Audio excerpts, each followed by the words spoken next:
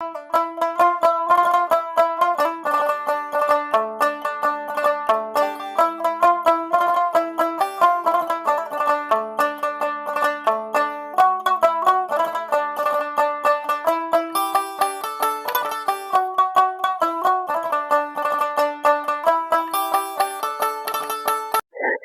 ভাবতেছে?